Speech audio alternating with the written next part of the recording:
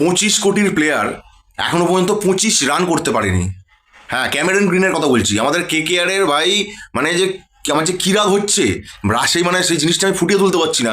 25 কোটির প্লেয়ার যদি 25টা রানও করতো, তাও বুঝতাম যে হ্যাঁ 25 রান করেছে।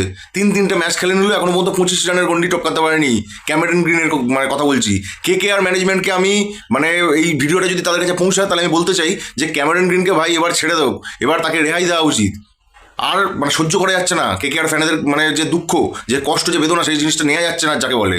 এইরকম পারফরমেন্স আমরা কি চাইছিলাম আর কি পাচ্ছি? আমরা পাওয়ার মধ্যে আমরা কি পাচ্ছি? এই ক্যামেরন গ্রিনের মানে বাজে ব্যাটিং পাচ্ছি, আজিঙ্কে রাহানের ফালতু ক্যাপ্টেন্সি পাচ্ছি, ভুলভাল ডিসিশন পাচ্ছি, এদিকে বরুণ চক্রবর্তী, সুনীল নারিনের মানে বাজে বোলিং পাচ্ছি, আর কেকেআর টিম ম্যানেজমেন্ট যে আছে সেই টিম ম্যানেজমেন্টের ভুলভাল কিছু প্লেয়ার সিলেকশন পাচ্ছি। এর থেকে আমরা কি যদি পেয়েছি, আমরা যদি কিছু পেয়ে থাকি, তাহলে বলো তোমরা কি পেয়েছি আমরা এর থেকে বেশি কিছু? এর থেকে এরকম কি আমরা আশা করি? আমরা কি আশা করি?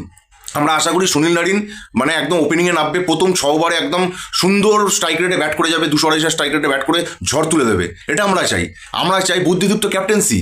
আমরা চাই যে মানে যে প্রতিটা ম্যাচ অ্যাটলিস্ট হার জিত সব ম্যাচেই থাকতে পারে, কিন্তু প্রতিটা ম্যাচ অ্যাটলিস্ট ফাইট করে যাতে মানে জিততে পারি আমরা।